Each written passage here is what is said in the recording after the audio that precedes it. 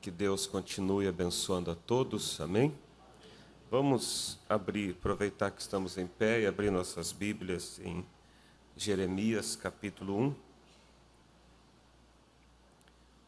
Capítulo 1 de Jeremias, verso 11 ao 12.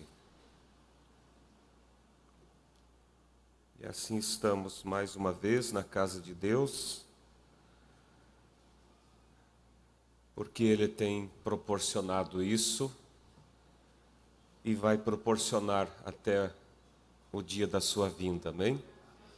Nada vai impedir nós de adorar a Deus todos os dias. Vai chegar um dia que nós não vamos ter a liberdade de estar aqui, mas isso não significa que nossos cultos vão ser interrompidos, porque você vai ter o seu culto onde você estiver, amém? E enquanto temos a oportunidade de nos reunir todos para ouvir a palavra, eu creio que nós devemos fazer isso com o mais profundo zelo e amor e armazenar alimento, né? Vamos então ler a Bíblia em Jeremias, capítulo 1, verso 11 e 12.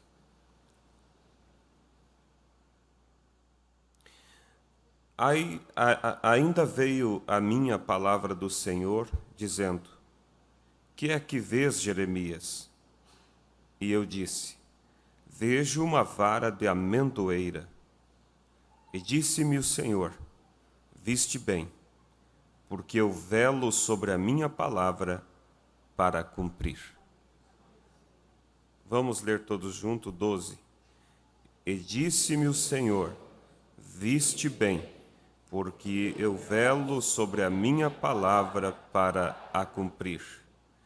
Pai Santo, ainda em Tua presença, vivifica e unge esta palavra, Pai, em nome de Jesus, pela graça e a Tua misericórdia.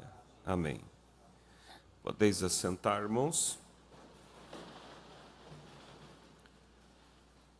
Com a graça de Deus, nesta manhã eu quero falar sobre o tema ajuste o foco. Amém? Ajuste o foco. Estava pensando,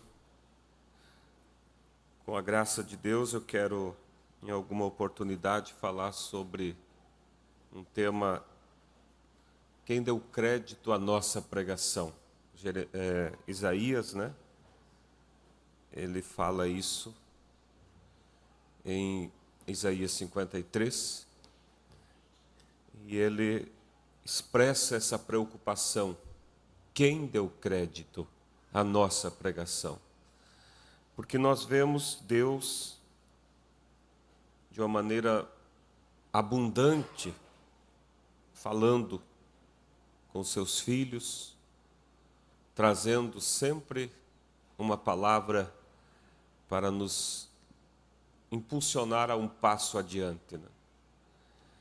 E às vezes, de tanto nós ouvirmos, a gente se pergunta se todos realmente estão colocando em prática aquilo que temos ouvido e aprendido de Deus. Porque Deus nunca, assim como um professor na sala de aula, ele nunca traz uma matéria, um professor que seja responsável, ele não vai trazer uma matéria só para preencher tempo, mas aquela matéria, em algum momento, ela vai ser cobrada daquele aluno, e se ele estava atento, ele vai passar, senão ele vai reprovar. E assim Deus também, toda a palavra de Deus, ele diz, ela não volta vazia, ela tem um objetivo, e nós precisamos estar consciente disso, de que Deus espera de nós atitudes diante daquilo que Deus tem falado conosco, diante daquilo que Deus tem inspirado todos esses anos, e é uma fartura da palavra. Mesmo nas quartas-feiras temos a oração, temos tido palavras tão profundas. O pastor Febroni sempre traz aquelas pepitas, e às vezes estamos em poucos na quarta-feira, mas Deus está falando e nós precisamos colocar em prática, né? E o tema que me veio ao coração, falar sobre o foco. E como na quarta-feira o pastor Getúlio falou sobre cuidar com o foco, e eu lembrei que na semana anterior eu tinha falado ali em Vicente Dutra sobre a atenção com o foco. Onde está o teu foco? Então a gente vê o Espírito Santo sempre na mesma linha, nos chamando para um posicionamento. Inclusive, quando eu falei ali em Vicente Dutra, eu li, vou ler também agora, em Mateus, ou melhor, em Atos, capítulo 1. Vocês imaginem que reunião importante foi aquela que está descrito aqui em Atos 1. Quando Jesus convocou os discípulos para que se reunissem para uma última reunião, aonde ele estaria fisicamente, seria a última reunião. E ele estaria passando para eles as suas instruções, dizendo o que eles precisavam para vencer e para ver ele outra vez. Agora vamos nos transportar para aquele tempo. Imagine se essa congregação que está aqui esta manhã fosse aquela congregação, se nós fôssemos aquela congregação. E você andou com Jesus, você viu os milagres, você teve aquela sexta-feira, quinta-feira de angústia, aquela sexta-feira de tanta dor ao ver o Mestre sendo crucificado, aquele sábado de depressão e aquele domingo de glória, né? Quando Cristo ressuscita dentre os mortos, e você viveu tudo isso. Vamos imaginar que nós estivéssemos lá. E aí, a partir do domingo, a expectativa, então, de ver o Mestre, porque a notícia é, ele vive. E aí ele aparece aqui para um grupo, aparece para outro, mas separadamente, em locais separados. Mas, de repente, ele convoca uma reunião com todos, e seria sua última reunião. É lógico que nós estaríamos com muita atenção para saber o que é que Cristo tem a nos dizer. Agora, nós estaríamos assim, com essa atenção, se hoje nós estamos atentos ao mover de Deus. Se nós hoje não estamos atentos ao mover de Deus, se o nosso foco não está ajustado, nós estaríamos lá também com o foco desajustado. Exatamente como esses irmãos aqui, que é relatado nas Escrituras. Jesus, em Atos 1, veja só. E estando com eles, determinou-lhes que se... vamos ler do 13 aqui, ó. Aos quais também, depois de ter padecido, se apresentou vivo, com muitas e infalíveis provas, sendo visto por eles por espaço de 40 dias, e falando do que respeita ao reino de Deus. E estando com eles, nessa última reunião ali, determinou-lhes que não se ausentassem de Jerusalém, mas que esperassem a promessa do Pai, que disse ele: de mim ouviste. Em outras palavras, Jesus disse: agora eu vou estar se ausentando, vocês não vão me ver mais fisicamente aqui, mas há uma só maneira de vocês vencer. É se vocês tiverem em vocês a minha pessoa, na forma do Espírito. Daí ele disse: então eu estou subindo agora, mas eu vou voltar. Você não se ausente daqui de Jerusalém, fique em oração, porque eu vou descer para viver agora em vocês. E sem isso vocês não vão poder continuar no Evangelho. Esse era o foco principal. Esse era o assunto realmente que a igreja precisava ouvir. Mas aqueles irmãos estavam com o foco totalmente desajustado. Olha só.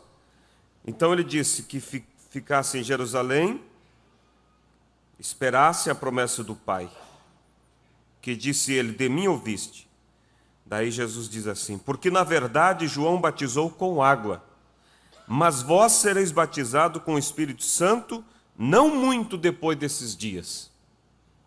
Aí os irmãozinhos levantaram o dedinho assim para fazer uma pergunta. Qual foi a pergunta? Senhor, como melhor o que devemos fazer para receber o Espírito Santo? Será que foi isso? Seria assim se o foco deles estivesse ajustado. Mas eles chamaram a atenção de Jesus e disseram: aqueles, pois, que se haviam reunido, perguntaram-lhe, dizendo: Senhor, restaurarás tu neste tempo o reino a Israel? Que tipo de pergunta foi? Totalmente oposta ao que Jesus estava falando. Jesus estava falando do reino celestial, que a maneira deles estar nesse reino era esperando ali e sendo cheio do Espírito Santo, e eles fazem uma pergunta política, sobre a política do tempo. Senhor, em outras palavras, traduzindo, quando é que vai levantar um governo com capacidade de vencer os romanos e restaurar o reino, restaurar a nossa terra? Jesus ficou nervoso. Será que Deus fica? Fica. A Bíblia diz que Deus até às vezes se ira. E Jesus então chamou a atenção deles firme e disse-lhes: não vos pertence saber os tempos ou as estações que o Pai estabeleceu pelo seu próprio poder. Quer dizer, deixa as coisas acontecer, vocês não precisam estar preocupados com isso.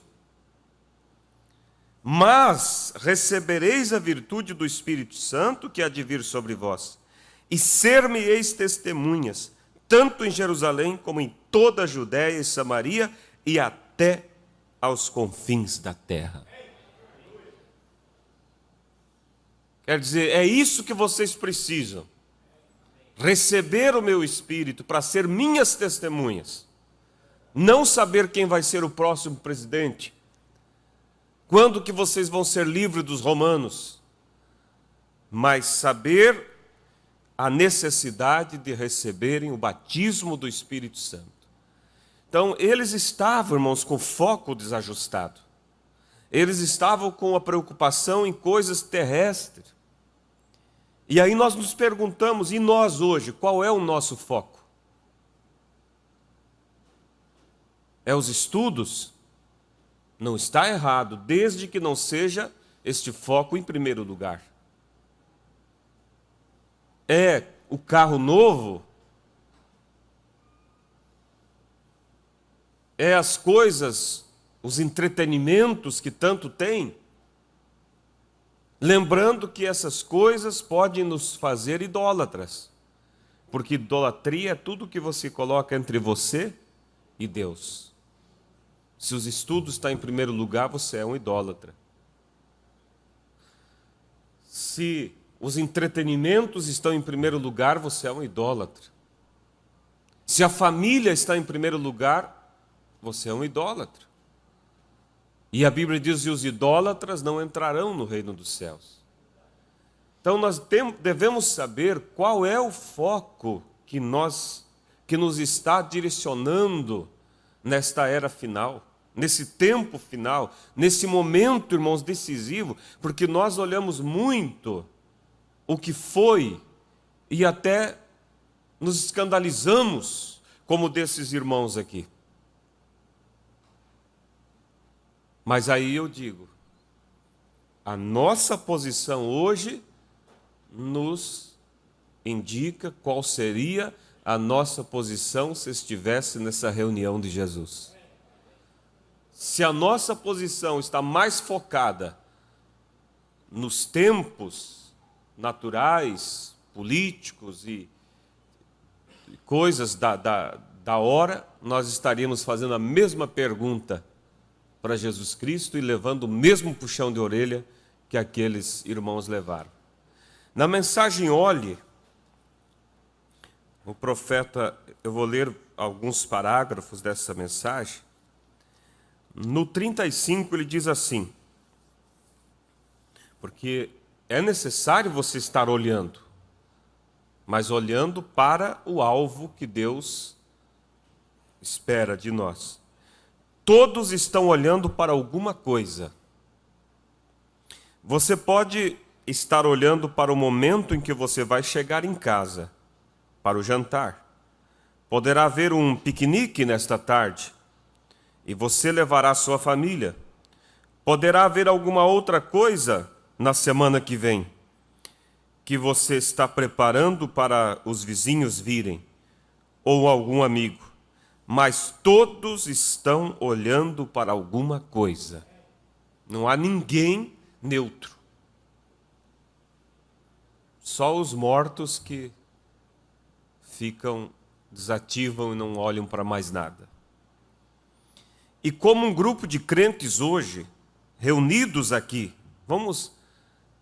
quando nós lemos a mensagem, irmão, nós temos que entrar dentro desse espírito do qual Deus está tratando através do profeta.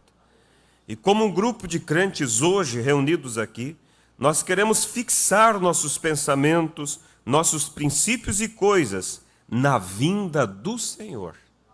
Esse é o foco que Deus espera de nós. Há muitos anos o pastor Febrando pregou uma mensagem aqui, falando sobre, usando o tipo do encontro, do casamento natural. Que aquela moça, no dia do casamento, ela está, tudo que passa ali, está focado no casamento. Não só no dia, mas as semanas e dias que antecedem, tudo que se fala naquela casa é sobre o casamento. Qual vai ser a cor do tapete, como vai ser o arranjo, como vai ser os enfeites e assim por diante. E se chegar alguém naquela casa que não sabia do evento, em poucos minutos ele vai entrar na atmosfera do casamento, porque tudo que fala é sobre isso. E aí eu lembro que o pastor falou assim: e se nós não estivermos nessa expectativa, como uma moça vive a expectativa do casamento, nós correremos o risco de perder o arrebatamento. Então, qual é a tua expectativa? Ou você passa uma semana, um mês, ou até um ano sem pensar naquele encontro com Cristo? Não, irmãos, isso tem que ser diariamente. Tudo que você olha te reporta ao encontro com Cristo. E como um grupo de crentes hoje reunidos aqui, nós queremos fixar nossos pensamentos, nossos princípios e coisas na vinda do Senhor. Olhando para Cristo, que aparecerá pela segunda vez sem pecado, para a salvação daqueles que creem e estão esperando por sua vinda. Deus aqui, de acordo com o escritor, está nos convidando para examinar e olhar para isto. O escritor diz aqui que nós esperamos por Cristo pela segunda vez para vê-lo como Ele é. Amém? Essa é a tua expectativa, o teu foco? Esperando a vinda de Cristo, naquela expectativa de conhecê-lo como Ele é. Fisicamente olhar para Cristo, fisicamente tocar em suas mãos, abraçá-lo. Esse é o foco. Esse é o nosso foco. O diabo está tentando desviar o foco dentro da própria mensagem, tirando essa expectativa de ver Cristo fisicamente, como que que ele agora somente é a coluna de fogo. São absurdos. Mas a noiva não vai perder o seu foco. Por isso, deixa eu abrir um parênteses aqui, irmão. Por isso, quem acha que doutrina não tem nada a ver, você está muito enganado. Porque o que faz errar o alvo é o foco, fora do alvo. E o diabo não vai inventar uma doutrina, uma interpretação errônea da mensagem só para fazer barulho. Ele vai fazer isso para fazer as pessoas perder o alvo, perder o arrebatamento. Para muitos, Nova Jerusalém não existe. Aquilo somente é um tipo da noiva. E as pessoas esquecem, irmãos, porque às vezes parece ser tão inteligentes e no fundo você vai ver que a mente é tão pequena, é tão limitado, não conseguem ver as coisas de uma maneira mais ampla.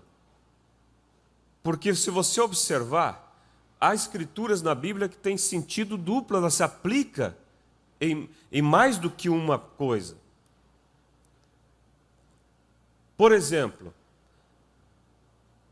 você vê que a grande prostituta, a Igreja Católica, a cidade a qual ela representa a grande prostituta, não é? Roma representa a grande prostituta. Agora, porque ela representa a grande prostituta, ela não existe? Roma não existe? É uma pergunta. Quando você fala sobre a grande prostituta, está falando sobre Roma, não é? Que é a igreja prostituta. Mas então Roma não existe? Se alguém acha que não existe, vai aonde vende passagens aéreas e você compra uma passagem e vai lá ver se... E você vai ver que Roma existe fisicamente. Ah, mas a Bíblia diz que ela é a prostituta. Sim, fisicamente é uma cidade que representa uma mulher. Ah, mas a Bíblia, o profeta diz que a Nova Jerusalém, a Bíblia diz que representa a noiva. Sim, a Nova Jerusalém representa a noiva, mas ela existe fisicamente. E na mensagem das eras o profeta diz que os anjos a contemplam extasiados. O profeta diz: a Nova Jerusalém já está pronta. Estou falando coisas, irmãos, que eu ouvi. E o diabo tentando desviar o foco. Mas a noiva permanecerá, irmãos, com o foco em Cristo, no encontro físico com Ele. No encontro físico com Cristo, onde nós o veremos, a Bíblia diz, como Ele é. Porque fora disso, irmãos, se não fosse por isso, não teria o porquê lutarmos. Porque toda a nossa luta, todo o nosso esforço é para ver Jesus. Para ver aquele que nos amou. Fisicamente, irmãos, poder fazer como João, reclinar a sua cabeça sobre o peito de Cristo e ali conversar por toda a eternidade. E esse dia se aproxima. Está tão perto, não deixe o diabo desviar o teu foco. Trabalhe, disse o profeta, como Cristo viesse daqui a 100 anos.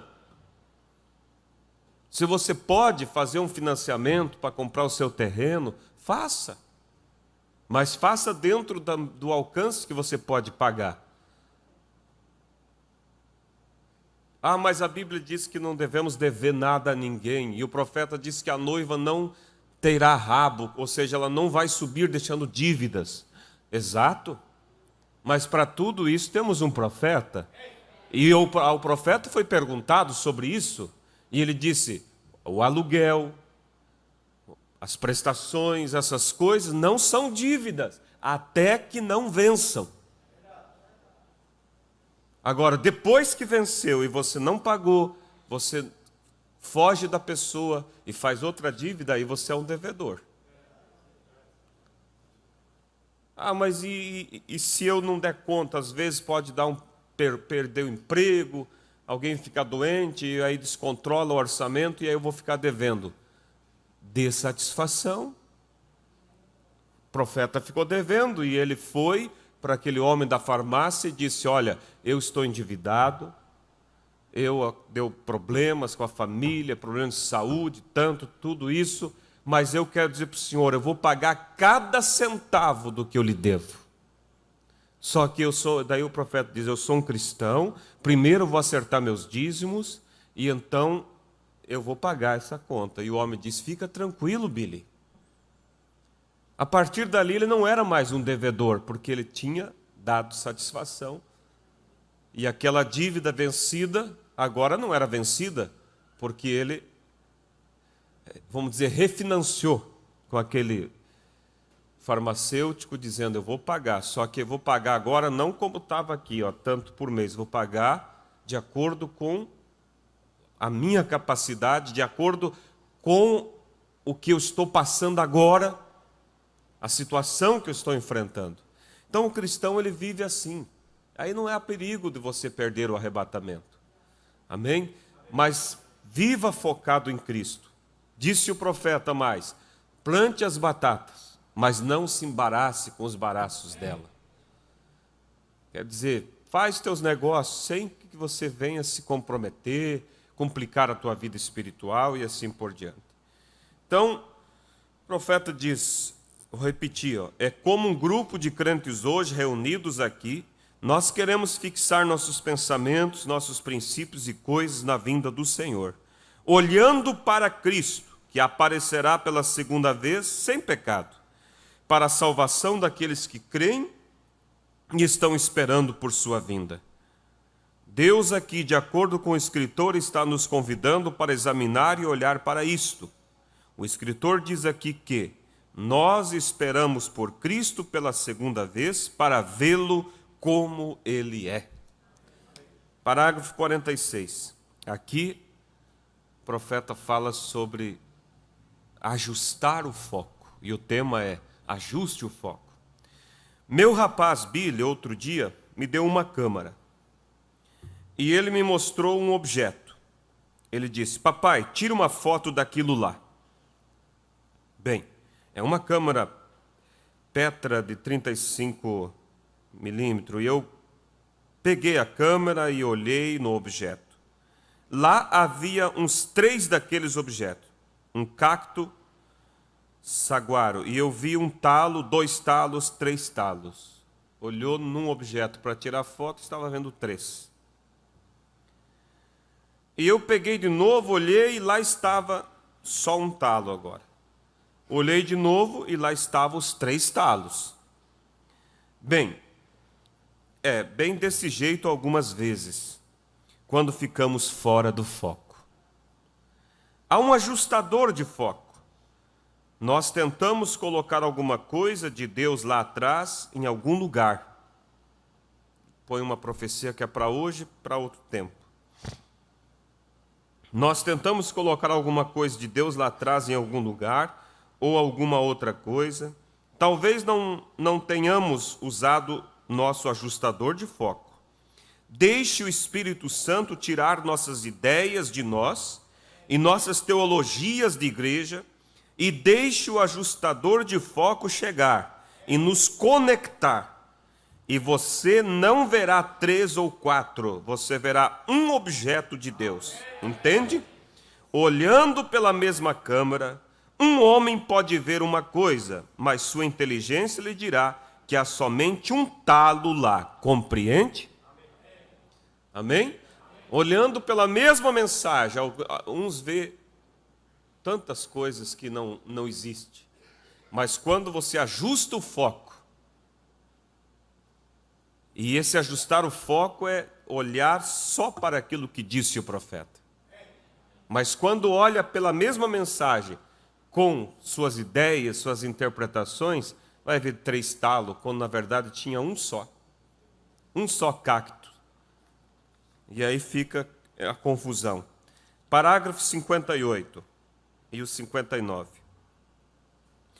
Nós olhamos para a aparição de Cristo, o mesmo Jesus. Ele disse quando estava na terra: um pouco o mundo não me verá mais, mas vós me vereis, porque eu estarei convosco até o fim do mundo. Aquele mesmo que pôde direcionar a palavra e ser a palavra e direcioná-la diretamente ao alvo, o mesmo Senhor Jesus está aqui nesta manhã na forma de Espírito Santo para direcionar nossos pensamentos e focá-los em sua palavra, em direção ao vivo e verdadeiro Deus, para um propósito, uma realização. E se apenas deixarmos que Ele faça isto, Ele focará a palavra exatamente no lugar que provará que Ele é o mesmo ontem, hoje e eternamente. Depende do que você quer olhar. Nós precisamos focar nossas vidas melhor. Nós precisamos focar nossas vidas, não no que alguém mais diz, mas focar nossas vidas em direção a Ele. E Ele é a palavra, entende? Se nós colocarmos nossas vidas alinhadas com a palavra, então a palavra e nossas vidas se tornarão a mesma coisa. Ele disse: se vós estiverdes em mim e minhas palavras estiverdes em vós, pedireis tudo o que quiseres e vos será feito. Em verdade vos digo que se disseres a esta montanha, mova-te, e não duvidares em seu coração, mas creres que o que disseres acontecerá, terás o que disseres. Ó, que coisa! Não o que eu disser, mas o que você disser, você terá, porque você e ele se tornam o mesmo, porque a mente que estava em Cristo está em você, e a mente que estava em Cristo era para cumprir a palavra do Pai, Ele era a palavra. Aí está você. Então você e a palavra estão focados juntos. Você se torna uma unidade viva de Deus. Quão grandioso. Amém? Estamos acompanhando? É estar focado na palavra e não nas nossas ideias. Ainda o parágrafo 99, 97 ao 99 da mesma mensagem, olhe. Agora, escutem com bastante atenção esta afirmação. Estamos escutando, amém? Fé. Agora, não deixe de captar isto. A fé foi projetada para ver a vontade e o querer de Deus. Não há conhecimento que possa fazer isto. Só a fé projetada para isto e dada à raça humana para descobrir qual é a vontade de Deus. E se você pega a fé que você tem e ela não foca a palavra de Deus, então deixa de lado, você tem uma fé errada. Mas quando a sua fé é dada por Deus, ela te focará com a palavra de Deus. E você está diretamente alinhado e com a mira ajustada. Oh, que coisa! Que Deus nos ajude nesta hora, nesta grande hora em que vivemos. Fé projetada para ver o que Deus quer. Como você vê? Através da câmara da palavra dele, da promessa dele. Esta é uma completa revelação de Jesus Cristo. Então, quando esta fé que está em você te foca nesta palavra, você está focado longe de toda a denominação, credos e tudo mais. Você está focado direto na palavra de Deus. Você está com a mira ajustada e precisa somente de um pequeno toque. Amém? Aquela oração voa diretamente para a presença de Deus, porque não há nada que possa impedi-la. Amém? Quando o foco está correto, aquela oração voa na presença de Deus. Nada pode impedir. Sim, é o que acontece quando você está com a mira ajustada em Deus, focado nele. Desta maneira, você olha para o alvo. Você não está olhando para o que alguém mais diz. Isso não pode acontecer. E isso não pode acontecer, as pessoas dizendo, não pode acontecer. Você está olhando para o que sabe que aconteceu. Olhe para o seu alvo. Você vê onde eles atingiram. Se eles acertaram o alvo naquele dia, ele é o mesmo ontem, hoje, eternamente. Tire o foco de todos esses credos e coisas os quais você está misturado. Volte direto para a palavra, então confesse sua incredulidade e deixe Deus tomar o seu Espírito Santo e direcionar sua visão direta em Jesus Cristo. Nós estamos olhando para Ele agora, não para o que alguém mais diz. Amém? Esse é o foco. Olhe para o que Deus disse. Olhe para o que a mensagem diz. Não acrescente tuas ideias. Fique com a mensagem, disse o profeta. Fé para o rapto, disse o irmão Brana, está aonde? Nas mensagens. Não nas interpretações, mas na mensagem.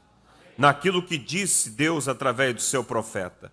E quando o teu foco, irmão, está alinhado, você então está convencido de que aquilo vai acontecer. E quando você está convencido de algo, você ajustou o foco e você viu e você se convenceu, é isso mesmo. Próximo passo é você se preocupar em alcançar.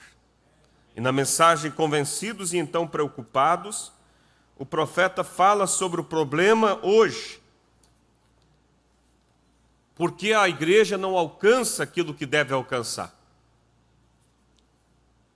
Ou é porque o foco está errado, ou é porque não está convencido. E a razão de não estar convencido é porque o foco está desalinhado. Não está vendo. Não está vendo o juízo de Deus vindo sobre a terra. Não está vendo que os minutos estão se esgotando para o arrebatamento acontecer. Ah, mas precisa acontecer isso ainda, precisa ser implantado aquela única moeda mundial. Irmãos, hoje tudo está monitorado, tudo está controlado pela tecnologia. Você pode dormir e acordar com novas coisas sendo colocadas de um dia para o outro. Até os animais do campo estão rastreados. Fale com o agricultor para ver. O governo sabe quanto gado ele tem. Se ele matou um para se alimentar, se ele vendeu, se ele trocou. Tudo. Quanto mais o ser humano. Então não pense que o que tem que acontecer vai demorar. Irmãos, as coisas, o laço, a Bíblia diz que a besta, o engano virá como um laço sobre os que habitam. E o laço não é armado ali na frente do boi, o boi vendo o laço é armado antes. Mas quando ele cai subitamente. Então, tudo que o diabo tem para fazer, ele está armando nas escondidas, nas reuniões secretas dos grandes líderes mundiais. Parágrafo 54, convencidos e então preocupados. Agora, como sabemos, e todos nós sabemos que estamos vendo agora um grande esfriamento ao redor da nação, Quando primeiro comecei, havia muito brilho nas reuniões. As pessoas estavam em reuniões de orações em todas as partes. Os jornais me criticavam. Uma mulher viajou 3 milhas de táxi. Ou melhor, 3.000 milhas de táxi, apenas para ir à reunião no Canadá. Eles não estavam tão preocupados mais. Ou melhor, eles não estão tão preocupados mais. Parece que há uma queda. E parece que não há muita preocupação. Não há de modo algum. Não como deveria haver. Muito pouca preocupação. As pessoas estão entrando em depressão, esgotamento, por excesso de preocupação. Mas não preocupação pela palavra. Preocupação em conquistar e manter o status. Porque a preocupação justa pela palavra de Deus não te leva a um estresse. Porque Deus vai suprir, vai te ajudar. Amém? Olha, ministros orando pelo povo sobre o batismo com o Espírito Santo.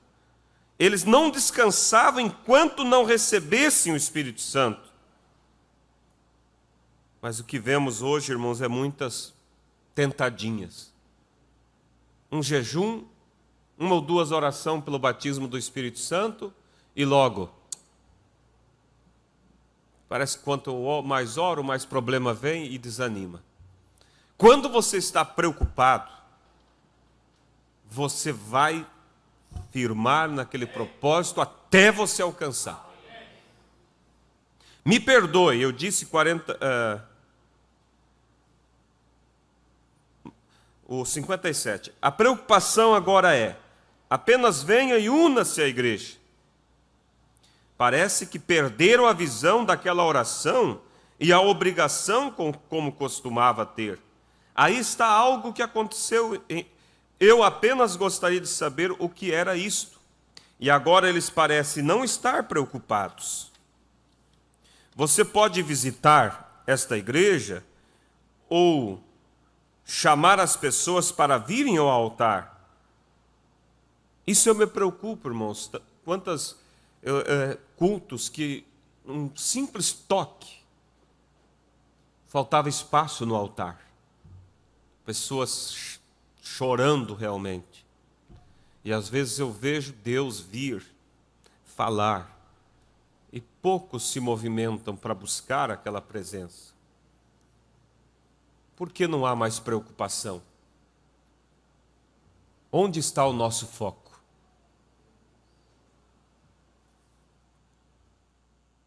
Você pode visitar esta igreja ou chamar as pessoas para virem ao altar, e anteriormente elas apenas corriam até o altar.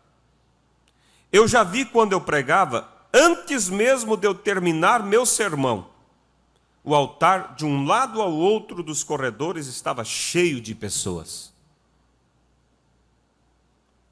Já testemunhei quando o Espírito Santo movia na audiência e predizia e dizia algo e alguém, e as pessoas se maravilhavam e simplesmente desmaiavam bem em seus lugares. Há algo errado. Deus está falando conosco, irmão, esta manhã. E se o teu foco não está alinhado, alinhe nesta manhã. Há algo errado em alguma parte. Porque quando, irmãos, a pessoa tem culto, a pessoa fica em casa, tranquilamente, há algo errado. O foco não está ajustado, irmão, não tem como estar. Só vem no culto de ceia.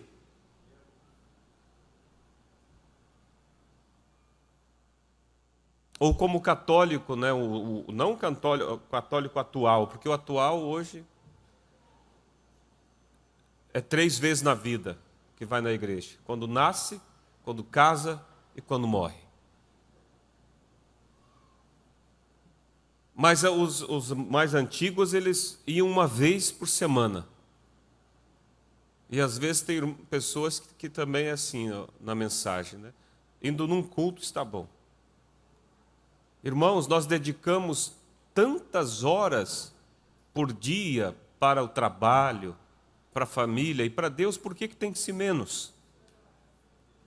Por que para Deus, se eu fui domingo de manhã, não preciso domingo à tarde? Há algo errado em alguma parte, continua fazendo a mesma coisa, continua sendo o mesmo evangelho.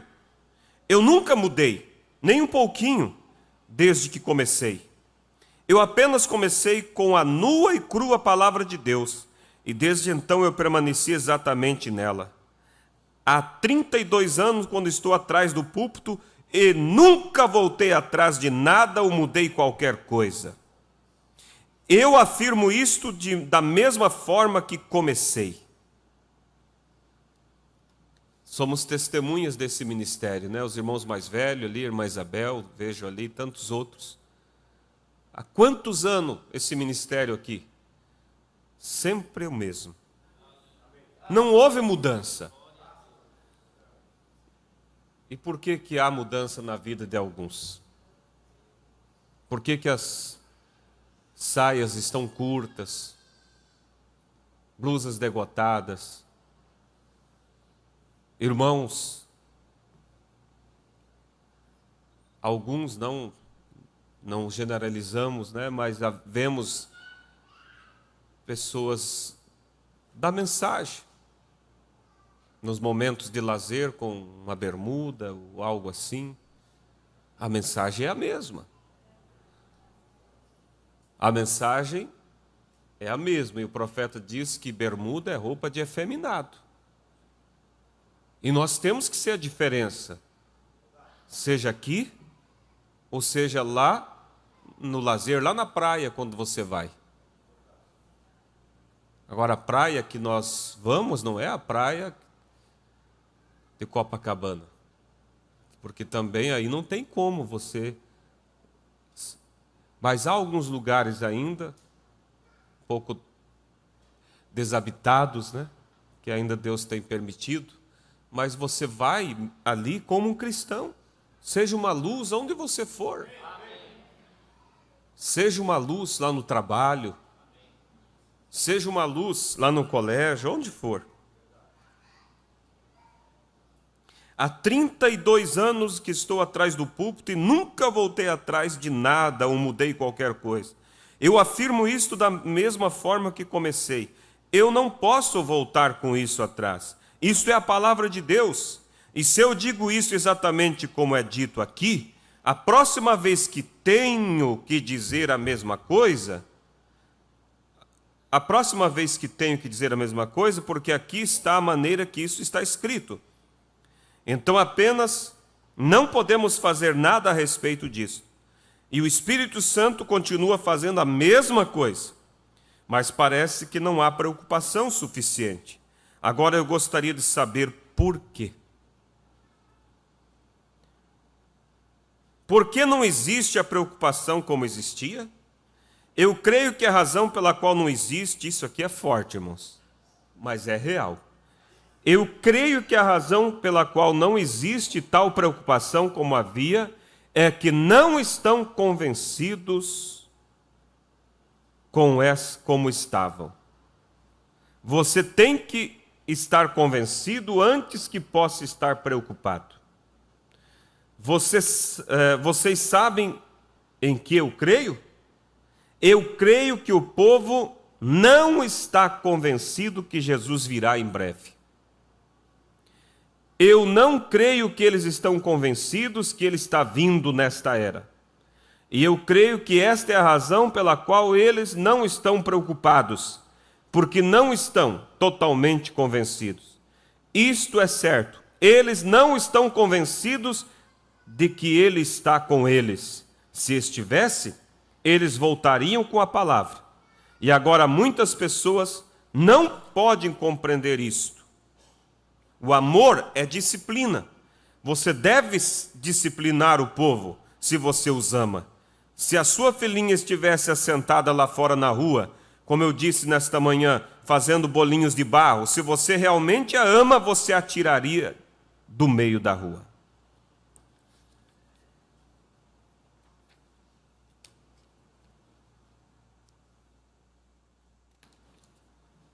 Parágrafo 111. Este é o problema nesta noite. As pessoas não estão convencidas do quê? Da mensagem. Porque se está convencido do que é essa mensagem e o que ela está fazendo na vida daqueles que se entregam a ela, nossas atitudes seriam diferentes. Agora, ficar cultivando ressentimento com esse irmão, com aquele irmão, dificuldade com isso, com aquilo, é porque não está convencido com a mensagem. Quando você está convencido, irmão, você passa por cima. Abraão estava convencido do chamado dele. Por isso, irmão, ele não se preocupou em perder as melhores terras para seu sobrinho Ló. Ele sabia, para onde eu for, onde eu estiver, Deus estará comigo. Quando você está convencido da mensagem, convencido do que Deus tem te chamado, você simplesmente sabe, olha, se eu tiver que perder isso, para não perder meu irmão, para não perder o convívio, Deus vai me abençoar, Deus vai me prosperar. Amém? Este é o problema nesta noite, as pessoas não estão convencidas da mensagem. O povo não está convencido com o Espírito Santo. Se você realmente estivesse convencido, então você ficaria preocupado. Você faria tudo o que pudesse fazer. O que você tivesse que fazer com isto. Você diz, bem, irmão Brana, eu não sou um pregador. Bem, você pode fazer algo também. Recorde, uma vez que tivemos uma reunião, havia um fazendeiro que foi salvo e se encheu do Espírito Santo. Ele não tinha nada exceto sua experiência e um caminhão. Ele não era um pregador, ele não sabia falar, ele só tinha experiência, fui um salvo. Ele tinha a experiência de ser um salvo e um caminhão. E o que ele fez? Olha o que o profeta diz, ele se convenceu. Ele não tinha nada exceto uma experiência e um caminhão. Porém, ele carregou tantos para a reunião, ele trouxe mais de 30 que se encheram com o Espírito Santo. Está vendo? Você pode fazer alguma coisa. Ontem nós estávamos ali em Ipuaçu, tivemos um culto muito abençoado, e vai ser feito ali um trabalho.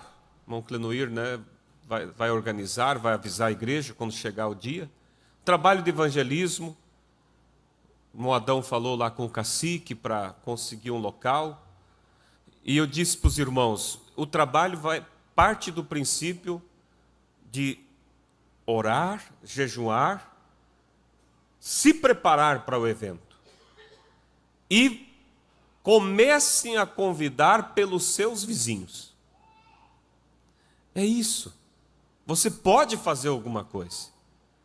Mas eu pergunto, quem sabe há muitos aqui que nunca falou de Cristo para o vizinho.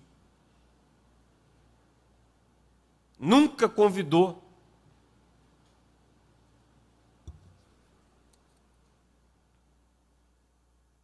Então o fazendeiro não tinha nada a não ser a experiência de ser um salvo e um caminhão. Levou 30 pessoas para a reunião e essas pessoas foram cheias do Espírito Santo. Por quê? Ele estava convencido. E quando ele ficou convencido, ele se preocupou. Sua filhinha foi curada. Nós tínhamos pessoas enfermas toda noite.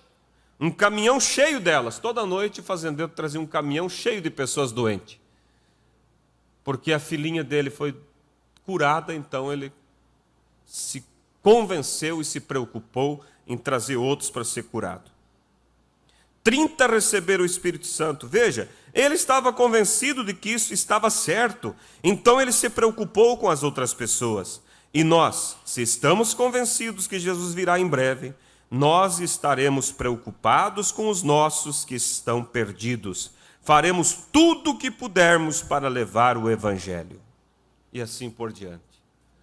Se você está convencido de que você é um salvo, você não vai deixar alguém morrendo ali do teu lado, um vizinho doente terminal, e não ir lá fazer uma visita, você mesmo falar do Evangelho ou levar alguém para falar. Então, irmãos, vamos ajustar o foco no alvo, o arrebatamento, a vinda de Cristo. Quando o foco está ajustado nisso, irmão, todas as demais coisas se alinham. Tudo. Quando a pessoa está com a pressão alterada, todo o organismo está bagunçado. A cabeça dói, o estômago não funciona direito. Ajustou a pressão, todo o organismo se ajusta. Ajustou o foco em Cristo, no arrebatamento, no batismo do Espírito Santo, o assunto da família, o desentendimento se ajusta. Os problemas com o colega de trabalho vai se ajustar, tudo se alinha. Parágrafo 178 da mensagem Olhe. Olhe, depende do que você está olhando. Olhe o que tem sido feito. O pilar de fogo, o Espírito Santo, ele é o mesmo ontem, hoje e eternamente. Agora vamos olhar, vamos crer, vamos entender que estamos nos últimos dias, estamos nas últimas horas, estamos nos últimos minutos da última hora. 183. E aquela noiva está olhando para a vinda do Senhor Jesus, que será secreta. A vinda secreta de Cristo acontecerá, e ele tirará sua noiva à noite.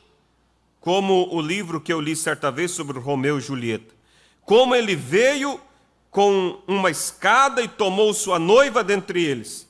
Esta será a maneira que Jesus virá algum dia. E olhando para aquele que não está olhando para os seus credos, mas olhando para Cristo, esperando por sua vinda, com seu coração centrado nele. Amém? Então, que Deus nos abençoe, irmãos.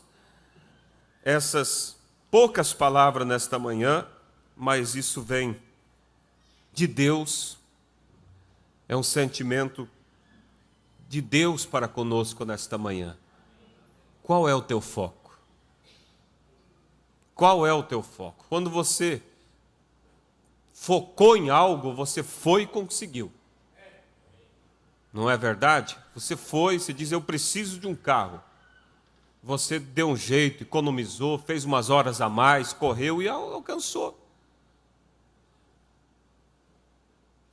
A gente seguido vê notícia, né? Pessoas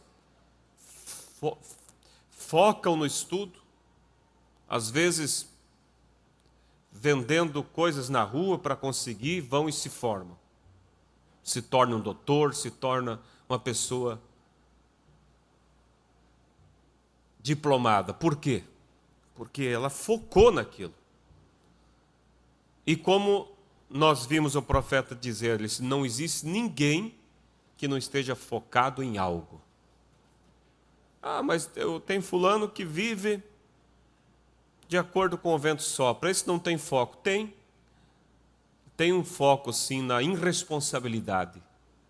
Está focado naquilo, focado em não ser ninguém na vida. Não vai ser mesmo. Todos estão focados. E sabe, irmãos, e eles estão certos de estar focado naquilo, dentro do princípio de que você tem que realmente lutar por aquilo que você quer. Porque Jesus diz, ou seja, frio ou quente. Porque o morno eu vomito da boca.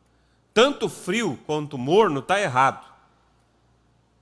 E nenhum deles vai ter o favor de Deus, mas pelo menos Deus olha com mais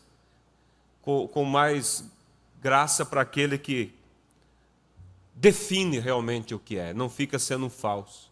E o profeta disse para o Billy uma vez: Billy, se você decidir ser um vagabundo, seja um bom vagabundo. Não trabalhe nem um dia sequer na tua vida. Mas se você decidir ser um bom homem, seja um bom homem também. Se você decidir ser um pedreiro, seja um bom pedreiro. Se você decidir ser um professor, seja um bom professor. Se você decidir ter uma família, ser um pai, seja um bom pai. Se você decidir ser um cristão, seja um bom cristão. Amém? É isso que nós queremos, ter um foco naquilo que nós decidimos. Vamos nos colocar em pé, irmãos. Eu espero que isso possa nos ajudar nesta manhã. Lembra que as coisas não estão indo bem na família, no trabalho. Você diz, mas está tudo errado. Irmãos, o alinhamento está errado. Carro, quando o alinhamento está errado, irmão, come pneu. Pneu era para 40 mil, durou 15 mil quilômetros.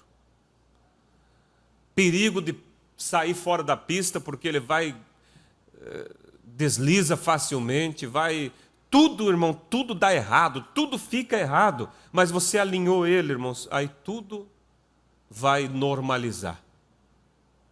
Alinhe tua vida com Deus, alinhe teu foco na busca pelo Espírito Santo, em ser um bom cristão, em se identificar com a palavra. Não tenha vergonha de dizer assim, olha, eu não participo dessas coisas, eu sou um cristão. Eu me lembro de um irmão que trabalhava, acho que no DR, e os colegas, você sabe, eles vão viajando e acampando e assim vão. E um deles roubou uma melancia por lá e chegou fazendo festa, né? E todo mundo sabe como o ímpio é, né? Acha tudo graça no que faz. E aí cortaram a melancia e ele foi repartindo. Quando chegou no irmão, o irmão disse, eu não vou participar desse roubo. Você tem um foco, você tem um objetivo, você se identifica. Você se identifica com a tua fé. E isso é honrável diante dos olhos de Deus. Aquela moça vem para esse moço cristão lá no colégio, manda um recadinho, isso e aquilo. Às vezes a pessoa fica se achando importante. Chega e diga, olha, não perca o tempo. Eu sou um cristão, meus princípios são diferentes. Aí o rapaz diz para a moça, não, mas eu fico crente.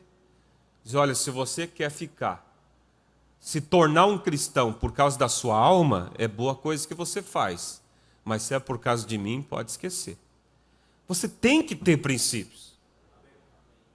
Aí quando você se identifica, você consegue realmente viver a vida cristã. Agora, se vai querer viver camufladamente, o foco está desalinhado. Vamos fechar nossos olhos. Precioso Deus, palavras não vão, ó Deus, fazer alcançar o alvo, mas o teu Espírito pode fazer. Por isso, tome essas palavras e vivifica, Pai. E me ajude, Pai, cada um de nós, eu creio que todos nos incluímos, uns em maior proporção, outros em menor, mas nós precisamos alinhar melhor o nosso foco com o objetivo que o Senhor tem chamado. Pai querido, eu peço por aqueles que estão levando prejuízos na fé, prejuízos, ó Deus, espiritualmente, por estar com o foco desalinhado, Pai. Que eles possam nesta manhã sair daqui, propondo a Deus e dizer, eu vou alinhar o meu foco, eu vou tirar a minha Bíblia lá do guarda-roupa, de onde estiver, e vou começar a lê-la. Eu vou pegar as mensagens, vou começar a estudar, eu vou orar, eu vou buscar mais a presença de Deus, eu vou ouvir mais coisas boas, eu vou deletar do celular, de onde for, aquilo que não é próprio para um cristão.